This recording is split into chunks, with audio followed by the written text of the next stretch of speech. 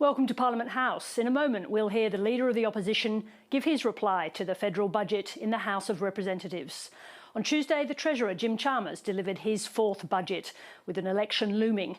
He focused on cost of living with power bill relief, cheaper medicines and tax cuts for every Australian. Tonight, Peter Dutton will respond, using the opportunity to make his case for leading Australia's next government. Peter Dutton will join me after the speech, which is just about to begin.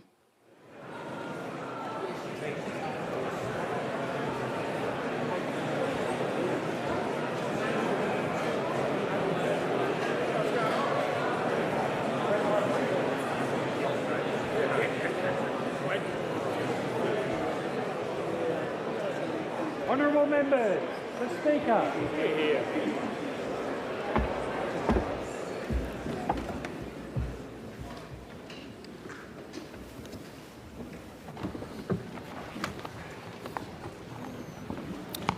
I give the call to the Honourable the Leader of the Opposition. Thank you very much, Mr Speaker. Well, to Australians listening tonight, thank you very much for your time. Soon you'll have a say in determining the future of our great country. We live literally in the best country in the world, and we're the beneficiaries of what our forebears have built and defended. We love this country because it has forged us into a remarkable people. We're compassionate, we're stoic, we're fair, and we're quietly patriotic. We cherish this country because it affords opportunities like no other. But only, and I stress this point, if we're governed well. When Australia is governed badly, dreams and ambitions become beyond reach. And that's what's happened during the last 3 years of the Albanese government. In my travels across the country, Australians tell me that they're working hard, but they're not getting ahead. In Perth, a mum in a grocery store, in tears, told me how her husband and children couldn't keep their heads above water with the bills stacking up. In Adelaide, I spoke with a food manufacturer whose electricity prices had gone up by about 300%. In Victoria, I spoke with a supermarket employee, a woman in her 60s, who had a machete held against her throat during a robbery. In Brisbane, I listened to a young couple in their 30s who have moved back in with their parents because they simply can't buy a home, even though both of them are working overtime. Now, such stories have now become commonplace across our country. Stories of rent and mortgage stress, stories of power, shopping and insurance bills going through the roof, stories of home ownership being out of reach for so many, and stories of it being increasingly difficult to see and to afford a GP, and stories of crime on our streets. For so many Australians, aspiration has turned to anxiety, optimism to pessimism, and national confidence to national uncertainty. The truth is Australians can't afford 3 more years of the Albanese government. Now, every election is important, but this election does matter more than others in recent history. It is a sliding doors moment for our nation. A returned Albanese government in any form won't just be another 3 bleak years. More economic mistakes will take a lot longer to recover from. Setbacks will be set in stone and our prosperity will be damaged for decades to come. But you have the power to change the path our country is on. You have the ability to reverse decline, and you have the opportunity to get our country back on track. You can do that by voting for your Liberal or Nationals candidates so that a new Dutton coalition government can be elected. And at this election, the choice could not be clearer. Tonight, I'll outline the choice Australians face at this election and our plan to fix Labor's mess. We have a positive plan to deliver: a stronger economy with lower inflation, cheaper energy, affordable homes, quality healthcare and safer communities. A plan to help you and your families, a plan to bring about a stronger, safer and better Australia, a plan to usher in more confident, resilient and self-reliant people right across the country. And we need to accept that we live in a more dangerous and disruptive world. And to these ends tonight, I will announce new policies that a coalition government would implement. Tonight, I commit a coalition government to the following: we will introduce 4 critical pieces of legislation on the first sitting day in the next parliament. 1, the Energy Price Reduction Bill. 2, the Lower Immigration and More Homes for Australians Bill. The Keep Australians Safe Bill, and the Guaranteed Funding for Health, Education and Essential Services Bill. This is my signal to the Australian people of what my priorities will be in government. In his 4th budget, like the previous 3, the Treasurer again painted a rosy picture of the economy. But Australians aren't silly. Your bills tell the true story of Labor's cost of living crisis. And here's the facts of the Albanese government's economic record. Rents are up by 18%. Housing is up by 14%. Groceries up by a staggering 30%. Electricity is up by 32%, and insurance is up for many households and businesses by 35%.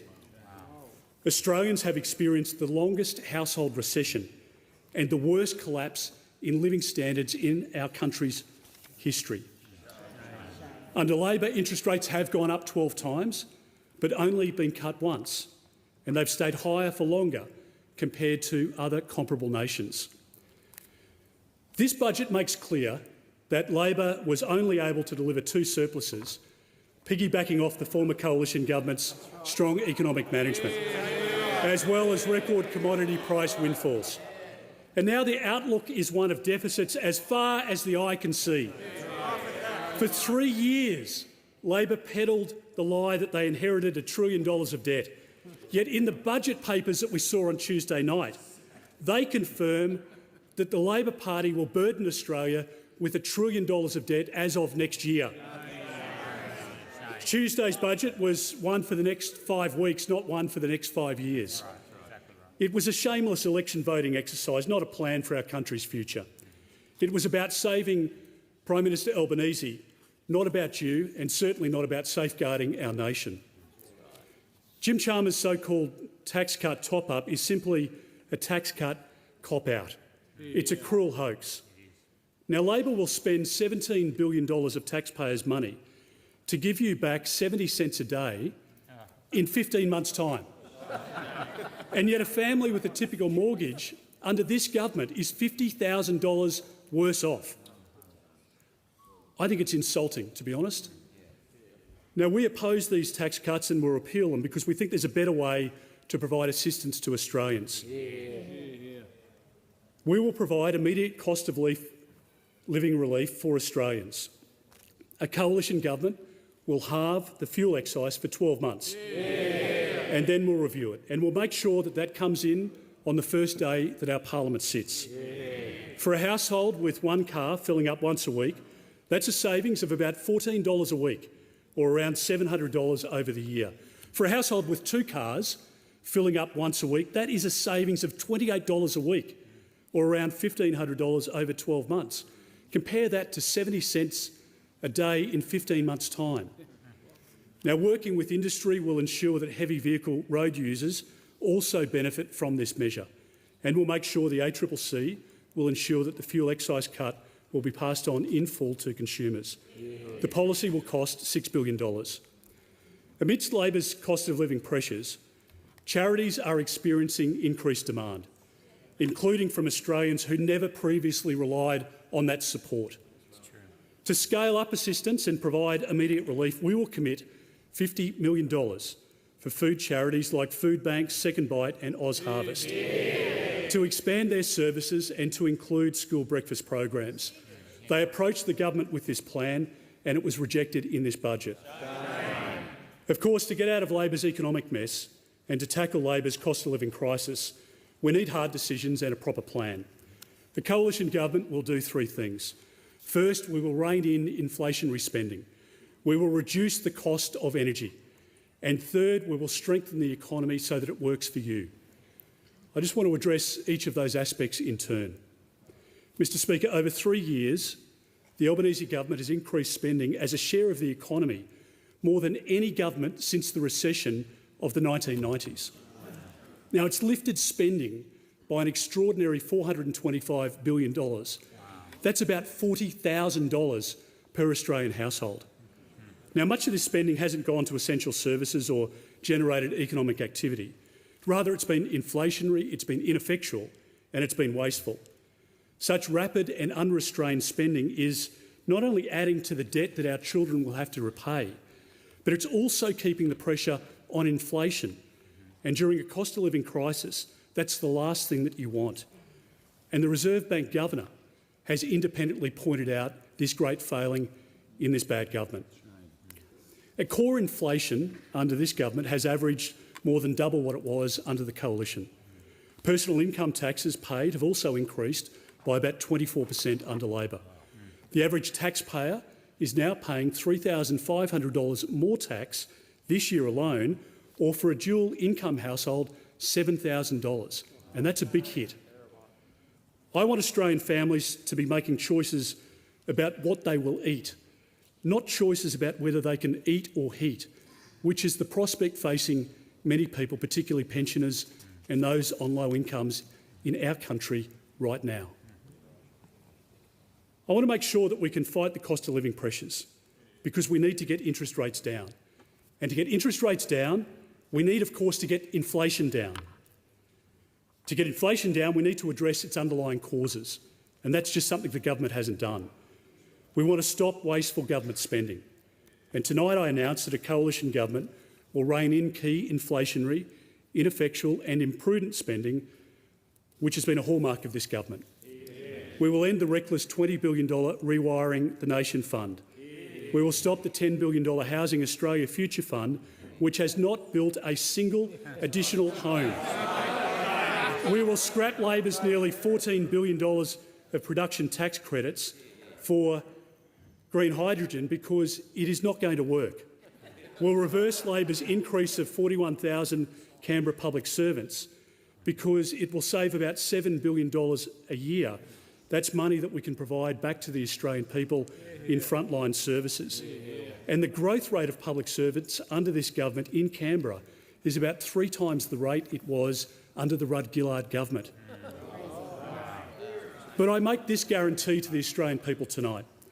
In line with our national interest, we will continue to invest in essential services and critical areas of the economy, like health and aged care, veteran support, the NDIS, Indigenous affairs, childcare and defence. We won't cut frontline service delivery roles. We will ensure that the services Australians rely on are sustainable. Under Labor, you will be guaranteed of a number of things, but one thing I'm sure of is more reckless and wasteful spending, which will cause interest rates and inflation to stay higher for longer. And that means you'll pay more for everything. More for food, more for rents, more for your mortgage, more for power and more for insurance. You'll continue to pay more tax too. But under the Coalition, we will fight cost of living pressures at their source. At the very centre of Labor's cost of living crisis is, of course, the skyrocketing cost of energy. And that's due, of course, to Anthony Albanese and Chris Bowen's reckless renewable-only policy train wreck. Now, as every Australian knows, energy is the economy. Australians are paying some of the highest power prices in the world, indeed up to 3 times more than comparable economies. And the Albanese government has broken its core election promise when it comes to energy. Your electricity bill hasn't gone down by $275, as Labor promised, on 97 occasions. The Prime Minister and the Treasurer refuse even to mention that word, even though they looked you in the eye and said that they would bring your power prices down by $275 each year. As Australians can attest, they're now paying more than $1,300 than what Labor promised in their energy bills. And I think the point to make is it's not just homeowners and renters who are paying higher power bills. It's farmers, it's business owners, it's cafe owners, it's manufacturers too. Across the economy, it's costing more to grow food, more to produce goods, more to store the food and the goods, and certainly to deliver services. And those costs are just passed on to Australian consumers, which is why Australians are feeling the crunch at the moment. I want Australians to be putting items in their shopping trolley, not putting them back onto supermarket shelves.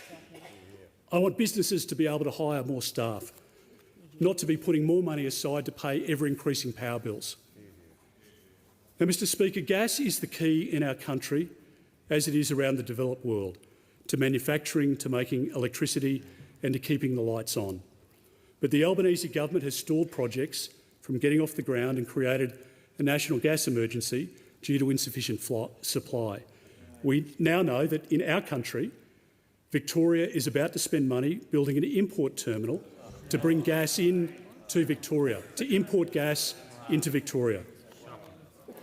Under Labor, gas prices have gone up for households and businesses by 34% and 43% respectively. The Coalition understands what Labor won't. You can't run a full-time and functioning economy using part-time and unreliable power. Under Labor, the energy crisis and therefore your pain will continue. Bills will keep going up because the cost of putting out 28,000 kilometres of new transmission lines will just be passed on to Australians. Our energy grid will become more unstable with a greater reliance on sometimes on power, which equals blackouts and brownouts. And you can expect a lot of energy rationing in Australia under an Albanese government re-elected. Under the Coalition, energy will become affordable and reliable again, where we use a mix of technologies which include always-on power to firm up the renewable, sometimes on power. And the only way to drive down power prices quickly is to ramp up domestic gas production. And tonight I announce our National Gas Plan. This plan will prioritise domestic gas supply, address shortfalls and reduce energy prices for Australians. This is all about ensuring Australian gas is for Australians. We will immediately introduce an East Coast gas reservation. This will require a proportion between 50 to 100 petajoules of spot cargo exports to be delivered to the domestic market. This will secure an additional 10 to 20% of the East Coast demand, gas which would otherwise be exported for use in other markets by consumers in those countries. But our gas needs to be first and foremost for our people. Gas sold on the domestic market will be decoupled from overseas markets to protect Australia from international price shocks, and this will drive down new wholesale domestic gas prices from around $14 per gigajoule to under $10 per gigajoule. And this is just the start. We will immediately audit development-ready projects with a focus on the southern states. We will fast-track a decision on Western Australia's North West Shelf project. The government has delayed a decision on that project conveniently until the 31st of May, which happens to be after the election. So good luck in WA.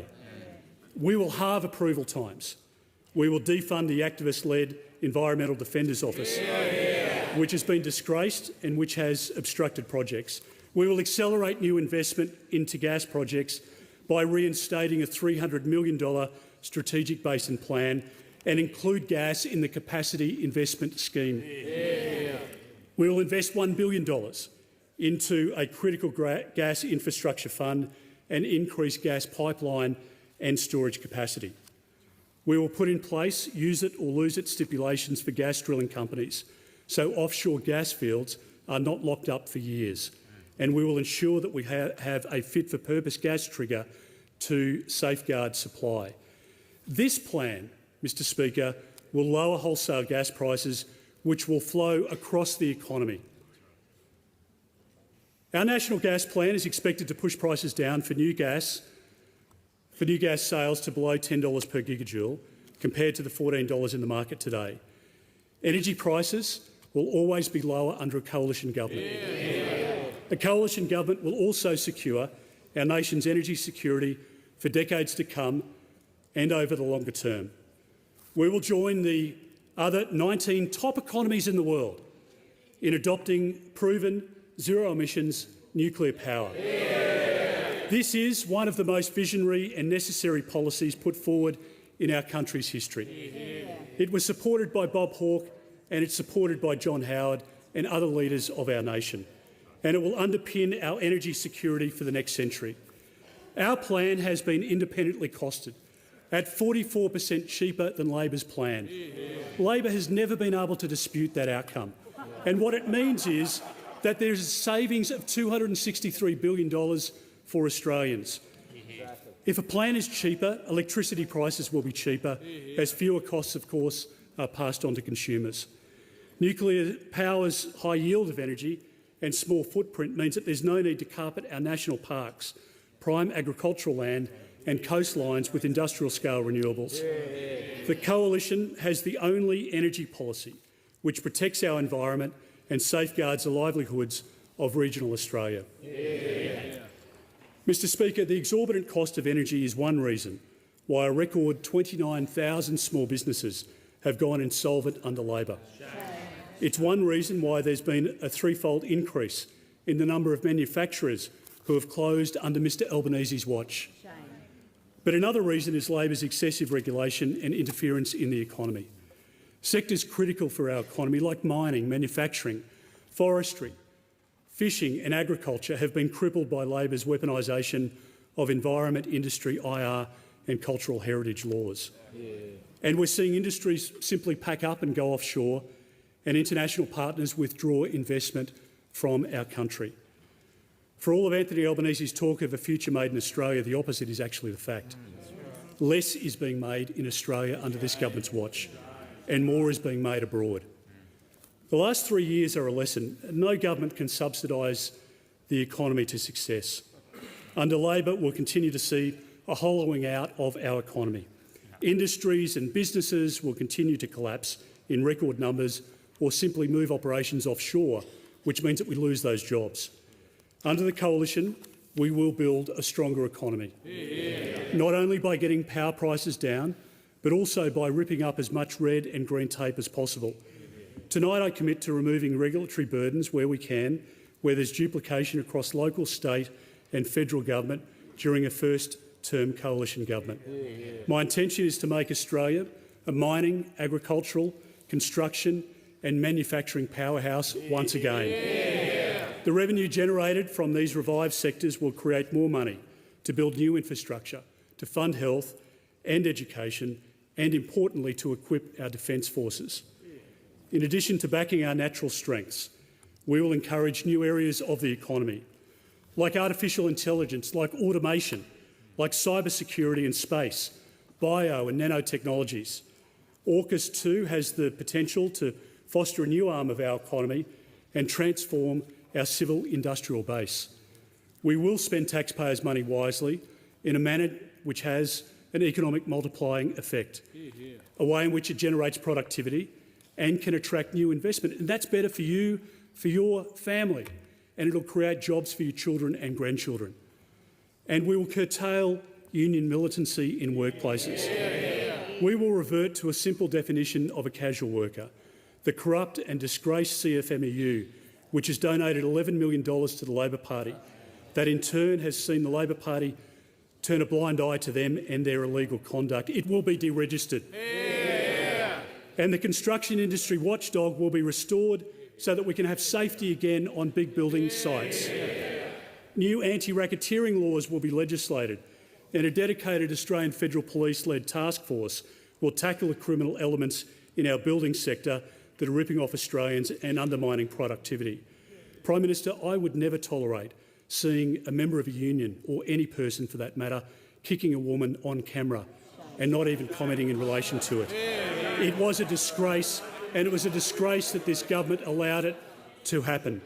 And it's a common practice from the CFMEU. Reviving growth, Mr Speaker, also means having the back of small business, including tax relief. We've got tax relief coming for small business. We will increase the instant asset write-off from $1,000 under this government to $30,000, and we're going to make that arrangement ongoing. We'll provide a deduction of up to $20,000 per year for small businesses for business-related meal expenses, which is also a much-needed shot in the arm for struggling cafes, restaurants and pubs. If your kids or grandkids work in a local cafe or in a local pub or club, this will see them get more hours and have more secure employment. It will allow a local real estate agency or a builder to take staff to a local cafe to celebrate a big sales event or simply to say thank you to their hard-working employees. It creates jobs and it supports the struggling hospitality sector. I want small businesses to be taking risks, calculated risks, not shutting up shop. Reviving growth and preparing our economy for the future also means supporting skills development. Tonight I announced that a coalition government will set a target of 400,000 apprentices and trainees in training across Australia. Yeah. Our plan is to restore targeted and proven incentive payments for employers to hire and train an apprentice. We will provide small and medium businesses with $12,000 to support them to put on a new apprentice or trainee in critical skills areas for the first 2 years of their training. Yeah. It will have a particular focus in the building and construction sector. Yeah. Mr Speaker, addressing Labor's cost of living crisis and energy crisis is just the start. In its first 2 years, the government brought in 1 million people through the migration program. That's 70% more migrants than in any 2-year period in Australia's history. And of course there'll be consequences. And yet, after 3 years in power, the Albanese government hasn't delivered a single additional new home built under its failed housing policies. Australians are generous and welcoming people, but they want migration to be sustainable and the government to be in control of it. Labor is neither in control of migration nor has it kept migration at sustainable levels, and Australians know it. I don't want young Australians locked out of the property market or having to rely on the bank of mum and dad. I want to see fewer Australians homeless and more Australians in homes. Mr Speaker, under Labor, migration will continue to put pressure on housing, on infrastructure and on services. But under the Coalition, we will cut the migration intake to free up housing and restore the great Australian dream of home ownership. We will cut the permanent migration program by 25%. We will ban foreign investors and temporary residents from purchasing existing Australian homes for a period of 2 years. We will set stricter caps on foreign students to relieve stress on rental markets, and we will invest $5 billion in essential infrastructure to get stalled housing projects up and going, and it's going to create 500,000 new homes. We'll allow for first home buyers to access up to $50,000 of their super for a home deposit because it's better to get into a home sooner. When a government doesn't have any achievements to speak about, which is the reality for this government, it resorts to smears and scare campaigns. There's no greater sign of the Albanese government's desperation than its Medi-Scare campaign, Labor's third attempt in less than a decade. But while Labor peddles falsehoods, we'll remind Australians of the facts. On this government's watch, bulk billing nationally has fallen by 11%. There's 41 million fewer bulk billing episodes with GP services under this government, and more than 270 GP practices have closed under this government's watch. Australians should never have to choose between seeing a doctor or paying their bills. Under Labor, Australians will have ongoing pressures on the health system, but under the Coalition we will deliver quality health care. We will invest $9.4 billion into health. That includes incentivising junior doctors, as I announced last year, to work as GPs to address the current shortages at your local clinic. We will boost Medicare bulk billing. We will invest in hospitals, especially in high population growth areas where there's the biggest strain on services. We will guarantee cheaper medicines and lower the pharmaceutical benefit scheme co-payment to $25, and we'll invest $500 million into women's health. And we'll double the subsidised mental health sessions from 10 to 20 and make this arrangement permanent. Many young Australians require access to mental health services in any given year. And tonight I announced that a coalition government will invest an additional $400 million into youth mental health services. We will expand the remit of the National Centre for Excellence in Youth Mental Health, which I created in 2014, into a national institute. We will boost regional services and expand treatment to Australia at the forefront of youth mental health treatment in the world. We will continue to support the world-leading Medical Research Future Fund, which I established as the then Health Minister. There is now more than $20 billion in that fund, and it's providing support to our specialists all around the country, to scientists, to researchers, to labs, all of them working on incredible projects, and that funding will continue to provide them with support and Australians with hope. Mr Speaker, in my travels across the country, Australians tell me they've never been more worried about crime and division in our community. It started with the Prime Minister's Voice referendum, which sought to divide our country by ancestry and race. He then left a vacuum of leadership following the crime wave in Alice Springs and the anti-Semitism on the steps of the Sydney Opera House. All too often the Prime Minister is too weak, too late and too equivocal. This government has released 300 hardcore criminals from immigration detention into the community, with more than a third having reoffended against Australian citizens. It granted tourist visas to 3,000 people from a terrorist-controlled war zone conducted without security checks that should have been put in place. It's failed to deter people smugglers trying to reach our shores by illegal boats. It's turned a blind eye when our military personnel have been endangered. And it didn't stand up for our country when Chinese communist warships entered our waters without notice. And it relied on Virgin Australia pilots to alert us to the Chinese Navy's live fire exercise off our coast. Australia should be a country where people live without fear and without worrying about the future.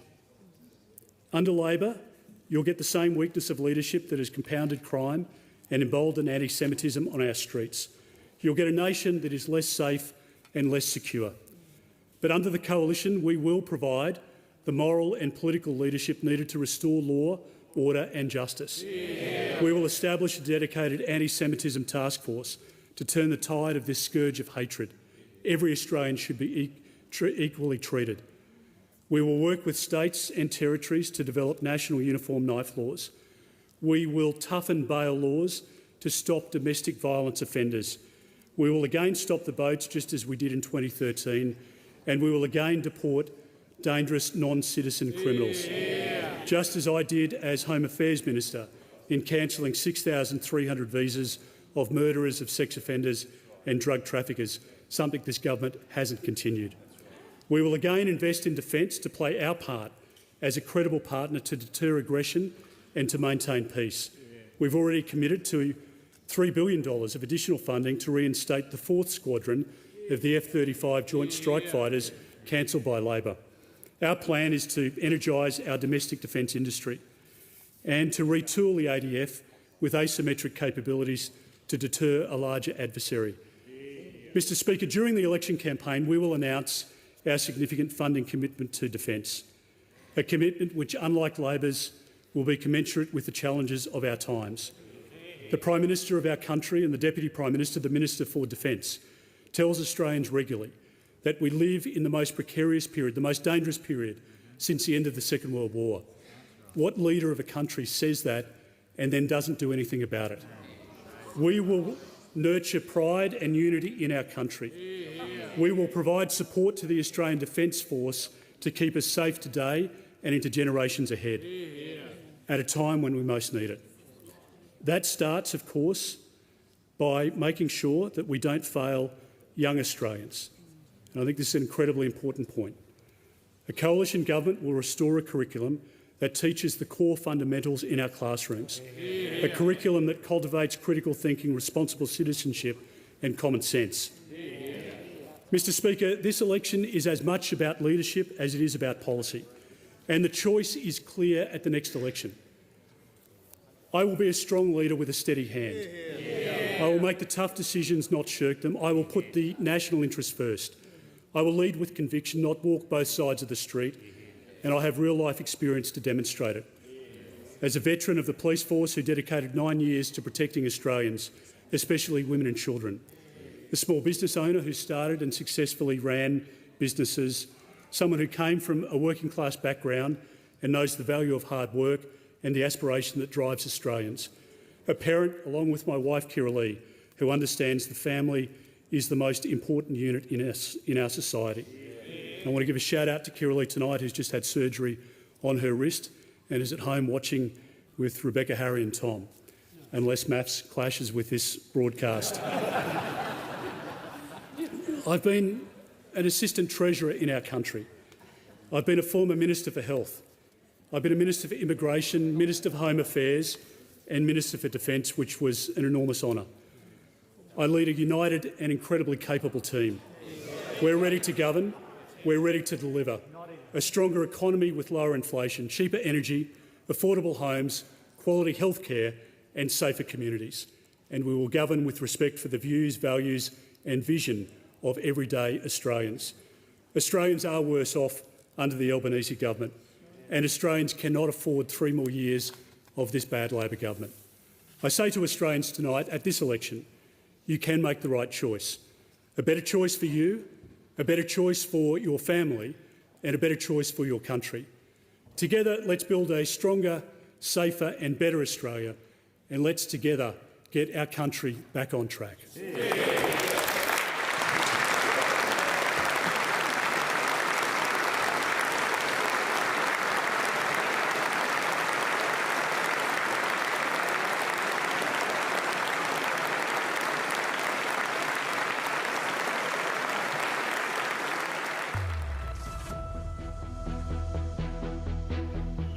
Welcome back. That was the Opposition Leader Peter Dutton giving his reply to the Albanese government's fourth budget.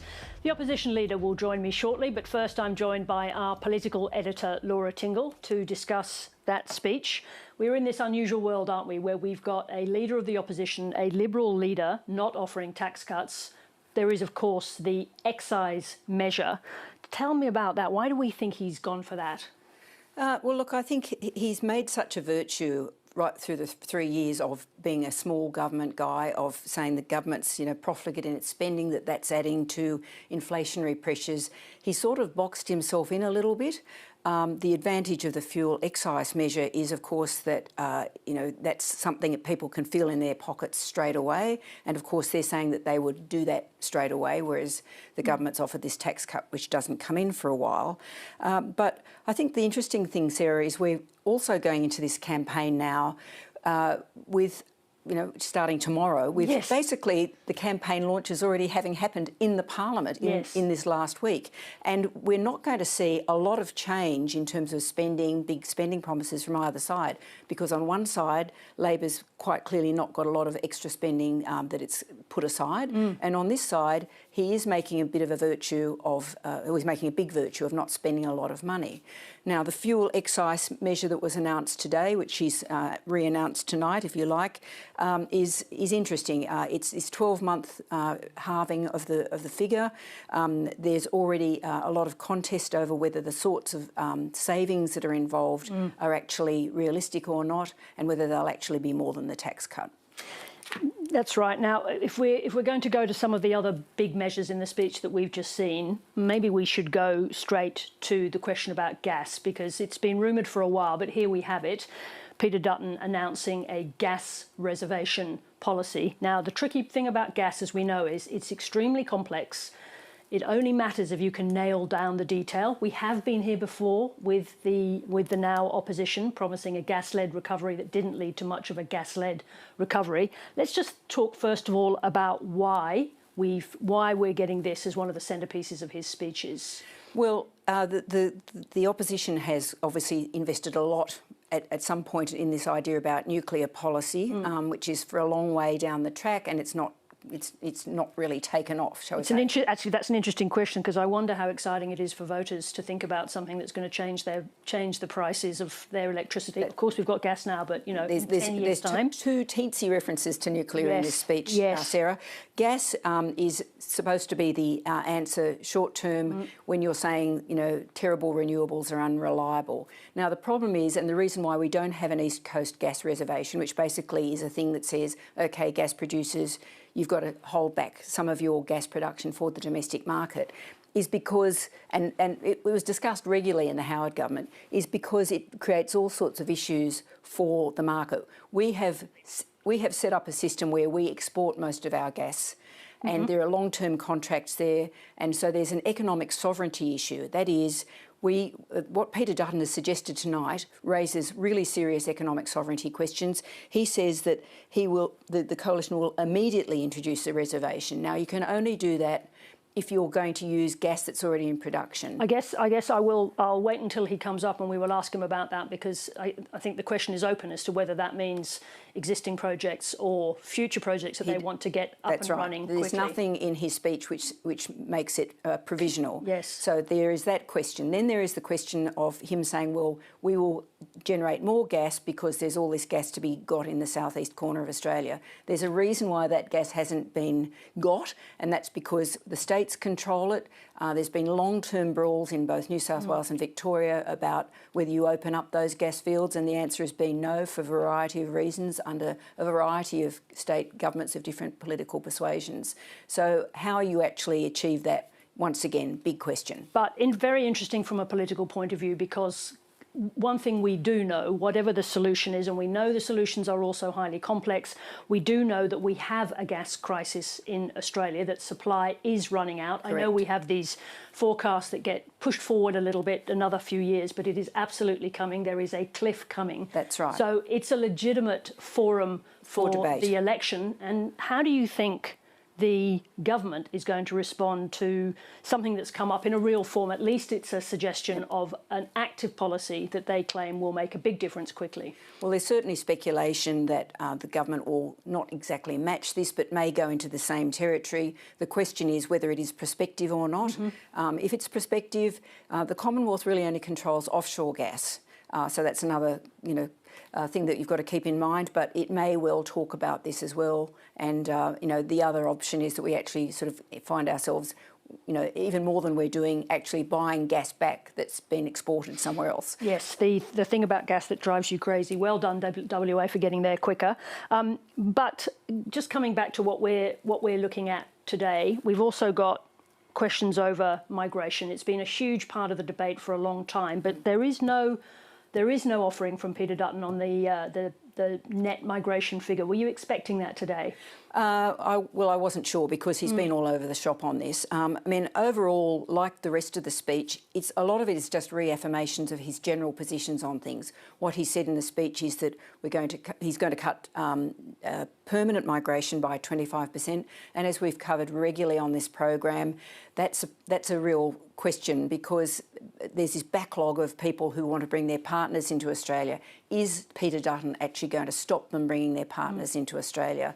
That's what you've got to do. He's talked about a cap on student numbers, and that's something where the opposition actually stopped the government doing that during this term of Parliament. Now it's talking about an unspecified cap because it doesn't want to upset the regional universities. So once again, very vague, and it's not clear how that will be sufficient to do what Peter Dutton says it will do, which is to free up housing supply and reduce demand. Obviously, that's going to be the next thing. Laura, thanks for the interim and quick response to Peter Dutton's speech. Thanks, Sarah. Now, the opposition leader is only a few minutes away, but first, now we're going to just take a quick look back at Budget Week here in Canberra.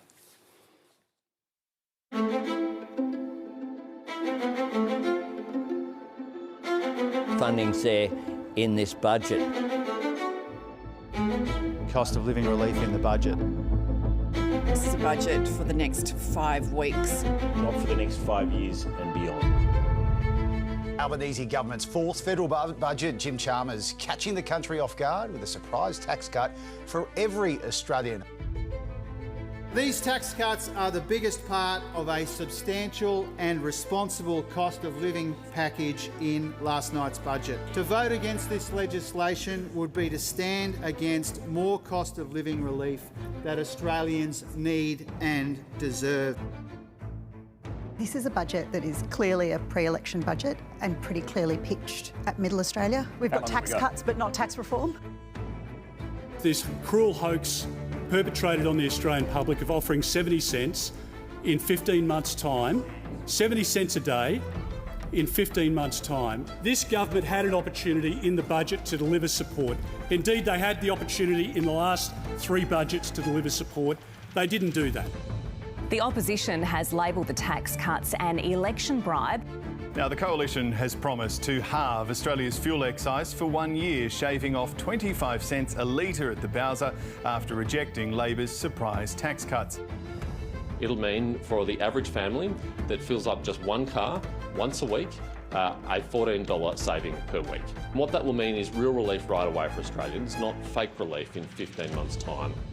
This is a one-off, time-limited piece of cost of living relief within 24 hours of Peter Dutton voting against permanent tax cuts for every Australian taxpayer.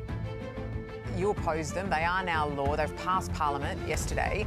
If you win the election, will you repeal those cuts, or will voters get both a tax break and cheaper fuel under you?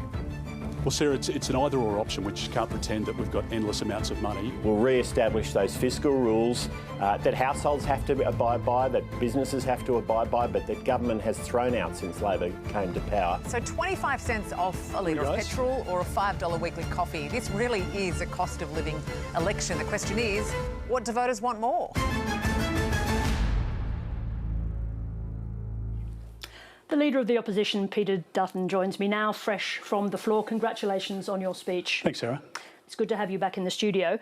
Now, you have taken the highly unusual step for a Liberal leader of rejecting rather than offering tax cuts. Can you confirm that there'll be nothing further offered on income tax cuts during the election campaign? Well, Sarah, I'd love to introduce tax reform and tax cuts, but the Labor Party has racked up what we now see in the budget papers of about $1.2 trillion of debt. So we have to be realistic and understand the constraints that we've got. Now, the government put forward a plan which had relief for people who are really doing it hard now, which starts in 15 months. It's about 70 cents a day.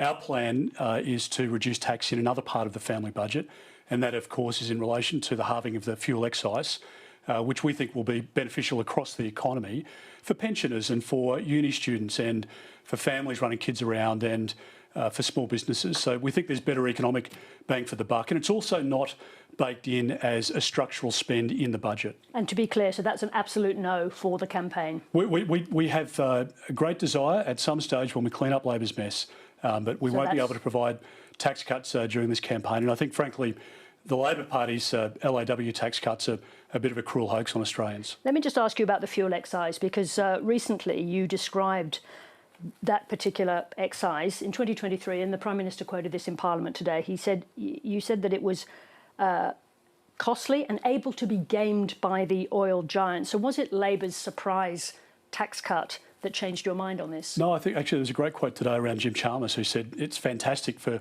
there to be relief at the Bowser for families. He said that 2 years ago. So what about you, though? The point, I guess I just make that context, that there are a range of views out there. That wasn't what the Treasurer was saying today. But what we've said, Sarah, is that we want to put in place the ACCC to monitor and to make sure that all of it's passed on. And to be honest, the experience when you look back to the Howard years, for example, but since then as well, where there has been a cut in the excise, it has been passed through to the consumer. And I think Australians who are pulling up at the Bowser tomorrow morning on their way to work or tomorrow afternoon on the way home and they're filling up, they know that next time they do it, if there's a coalition government, it'll be $14 or $15 cheaper than what they're paying. How is that not, to use your words, an election bribe in the same way that you've accused the government of bribing voters on their tax cuts? Because our benefit is now. It's not promised in 15 months' time.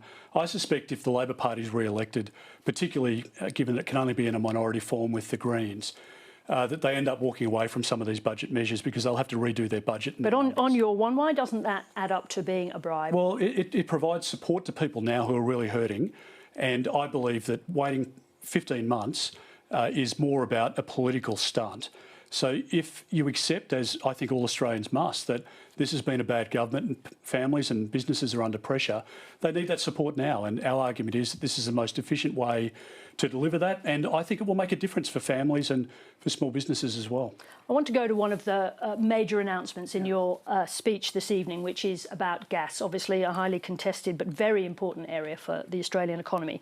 You've announced a national gas plan introducing gas reservation for the East Coast, as we just saw, 10 to 20% of East Coast gas from new fields and a price.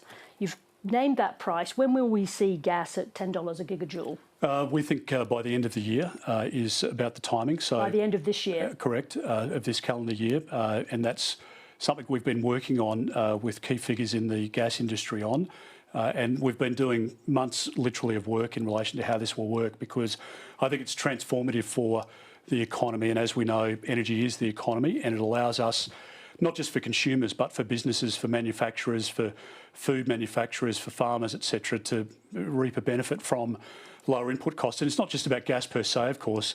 Gas is such an integral part in electricity production, and that's how we can help some of those price pressures in the economy. Let's just get a few things clear about this. Are we talking about a gas reservation policy that applies to existing gas projects or only new gas projects? So probably the most succinct way to explain it is that we honour our foundation contracts, so with our international partners, and that's important because it's a big export earner for us.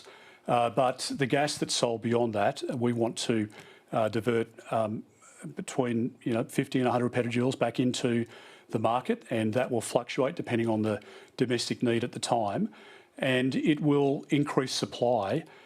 We don't want to temper demand. I mean, the Labor Party is tempering demand by closing down businesses and manufacturers who have moved offshore. I just want to be absolutely clear about that. In relation to... So it's gas in the market now, and our pledge is to bring more gas on more quickly.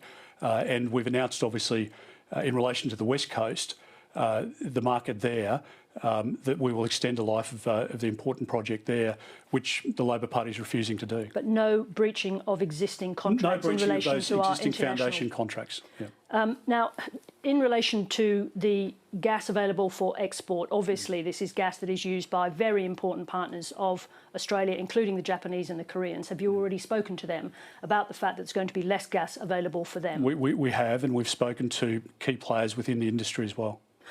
And how did they respond? I mean, the Japanese and the Koreans, for example. Well, I'm not going to go into those conversations, but we've had a long-standing...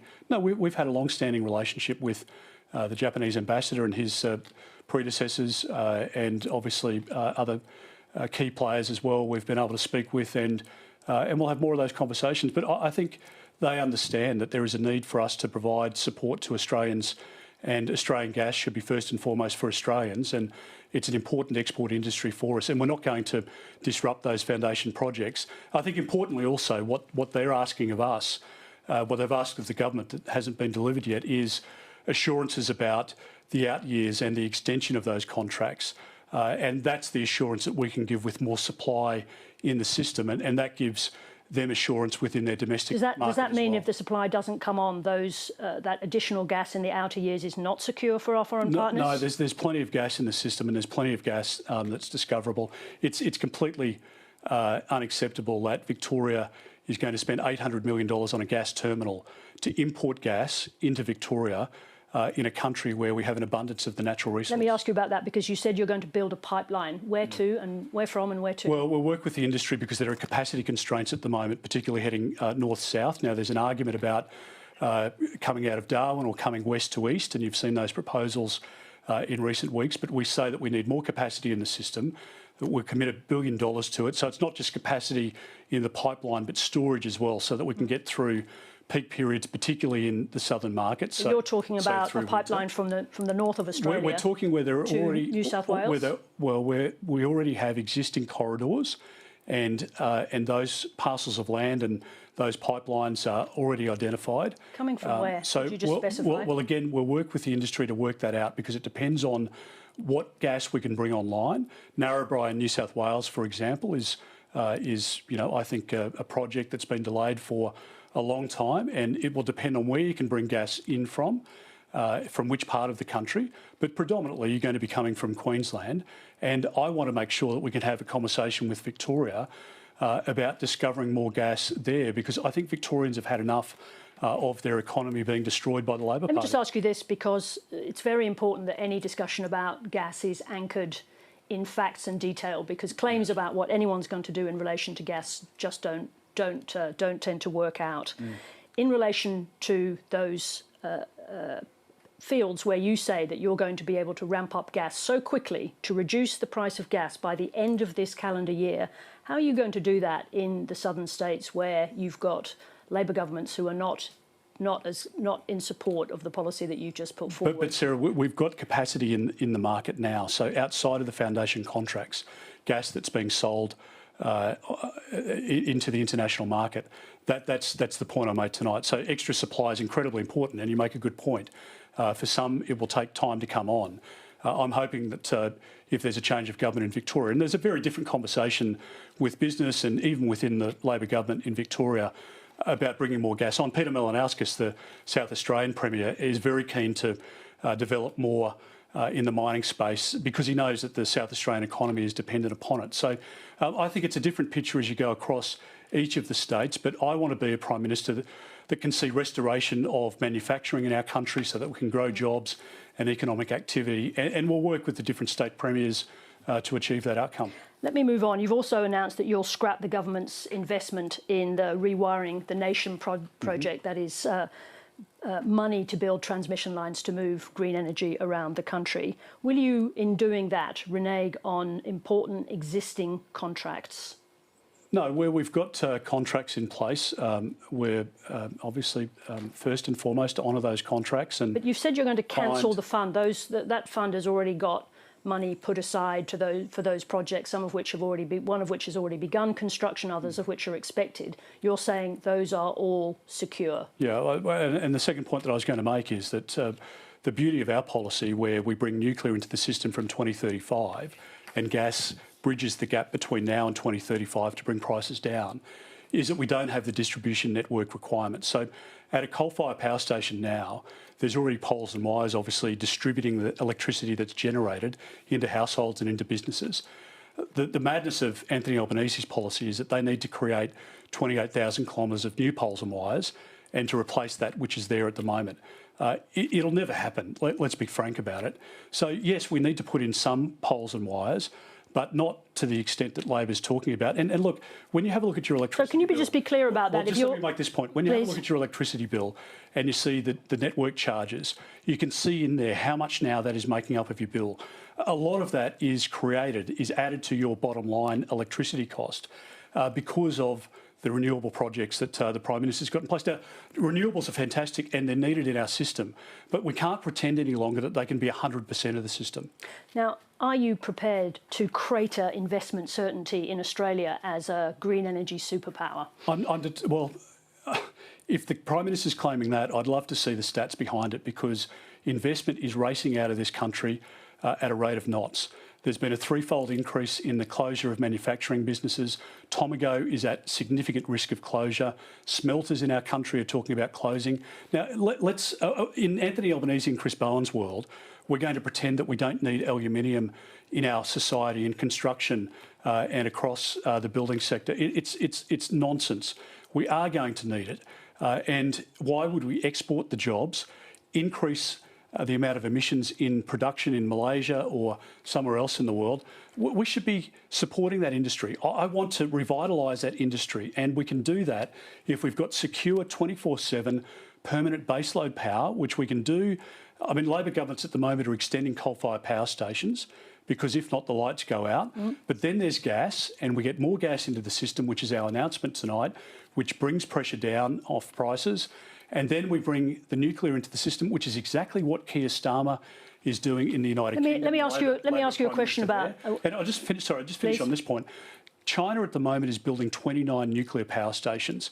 We're the only country in the top 20 economies in the world not signed up to nuclear. And making vast investments in renewable energy. And building 2 coal-fired power stations a week. Let me just ask you this question. Will the first budget, let's assume that you are successful in the coming election, will the first budget that you produce include the first expenditure on nuclear reactors? Well, they'll include the expense that is required by law or by the budget rules to be included, and we won't change that. We won't deviate from what we had in government or what the government's now got in place. You've started suggesting... It'll be properly accounted for. Just on the point of cost, again, it's a really important point, because under our plan, we've had it independently costed by a company that has been used by the Labor Party in South Australia and the federal government, probably the most preeminent economist in the country, Frontier Economics, when it comes to energy policy modelling. They say that our system, our plan, is 44% cheaper than Labor, and the fact is that Labor's plan of renewables only is $263 billion more than what our plan costs. Now, that means cheaper electricity prices for consumers, and it will underpin the energy needs for our country for the next century.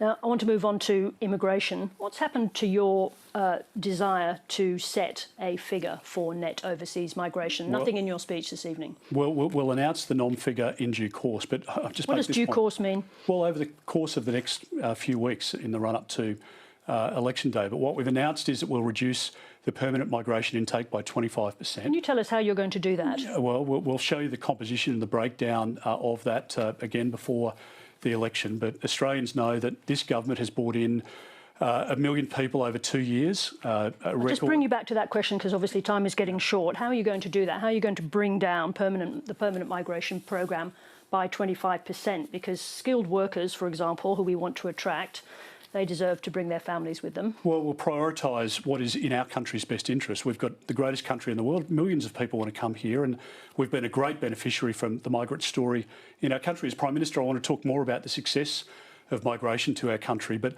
I'm not pretending, like the Prime Minister is, that people are sleeping rough tonight because they can't find accommodation. I'm not pretending, like the Prime Minister is, that there are many millions of Australians, young Australians, older Australians, who are worried about either buying a house or their kids not being able to buy a house. I want houses for Australians first. We're going to build 500,000 more homes. We're going to provide support through stopping foreign buyers for 2 years from competing in auctions against Australian citizens.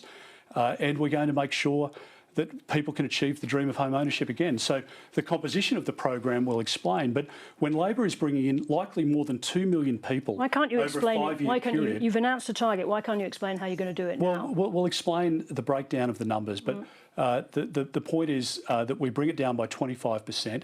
It's at 185,000 a year now. We bring it down to 140,000 in years 1 and 2. It goes up to 160,000 by year 4. And what it does is it creates about 100,000 new homes, or frees up 100,000 homes for Australian citizens. I'm not going to tolerate a situation where young Australians have lost the dream of home ownership, which is the reality of this I just want to bring you to this statement from Jane Hume, and it goes to the previous questions about abolishing the government's investment vehicle for green energy and whether or not that makes Australia a bad place to invest. She said, when asked about the idea of scrapping investment vehicles like the HAF, which you've announced you're going to scrap, your Shadow Minister said it'd be hard to unwind because it could pose a sovereign risk. We're conscious of making sure Australia is seen as a good place to invest. Are you doing exactly what she feared, and that is sending a signal that Australia is not a good place to invest? Well, Sarah, I was a minister in the Howard government. I was the Assistant Treasurer in the Howard government. I've been a senior minister in 4 administrations, and I've watched 7 Prime Ministers, good and bad. I have put budgets together, and I've worked very hard on the Expenditure Review Committee and the National Security Committee for a long period of time. I understand what we need to do to manage our economy effectively, and creating sovereign risk is not part of that. And we will look at the individual programs, but in a program where the government has spent money but not created a single new home for Australians. Yes, but there are hundreds of houses that are being under construction at the moment. Well, what happens to those houses? That's the government's spin. They promised 1.2 million homes. What happens? They're 3 years into let me this just. That's a question. What happens to the houses that are currently under construction? Well, they continue to construction. Of course they do, to completion. Of course they do. But let's be honest. The government promised 1.2 million homes. We're at the end of this term of government, 3 years in. How many homes built? Not one. Not one is built and occupied. It is a complete and utter outrage, and there'll be people watching tonight whose kids or grandkids can't get into a house. Would it be fair? Would it be fair, Mr. Dutton, to acknowledge to the audience that that policy was held up for a long time in the Senate by the Greens? No, it'd be fair to point out that the government promised, like they did the $275 price reduction in electricity on 97 occasions before the election. It'd be true to say that it's another broken promise of the Albanese government. Peter Dutton, you're about to enter into your first election campaign as leader. I want you to give me a single word that you think defines you that would be attractive to the voters. Determined and dedicated for our country. Thank you very much indeed for joining us. Thank you so much, Sarah. Thank you. As we head into a federal election, the ABC has been asking what's important to you before you go to the polls. Thousands of you have written into the ABC to have your say and tell us what you care about. What's obvious is there are many different issues affecting Australians. I think the most important issue facing Australians in this election is housing. Housing affordability. Housing. I have been trying to save enough for the past 20 years to afford a deposit to buy. Every time I get close, the goalposts move. Both parties say the right sort of thing, that they are concerned with housing affordability, but neither have any desire, it seems, to make any fundamental changes that will result in the situation getting better. Everyone knows that we are in the grip of an endemic housing crisis that is just not going to go away anytime soon, which highlights both a massive supply crisis as well as an affordability crisis. I've basically given up hope. There's almost no point in trying anymore to buy a place. And another big issue on the minds of respondents, climate change. Climate change and protecting our unique and delicate environment are priorities. Extreme temperatures and far more extreme storms and bushfires should be a wake-up call for all our politicians. None of these other issues actually matter if we don't have a planet to live on. We can pretend that climate change isn't happening, but it is. And without drastic action from our leaders, we will face the consequences. With a changing political climate overseas, there's some uncertainty about what it all means for Australia's relationship with the United States. Be discussing AUKUS with the Prime Minister, sir. What does that mean? AUKUS, the Australia-US Defence Alliance. Yeah, well, we'll be discussing that. We need to scrap the AUKUS deal and go back to France. We made a good deal with France. The money we gave the Americans for the AUKUS deal, the 800 million, could have been used here, because knowing the Americans as I do, I don't think we'll see the submarines ever here. That money should go towards initiatives and policies that will make a real impact on social care and climate change, and towards a more sustainable and compassionate world.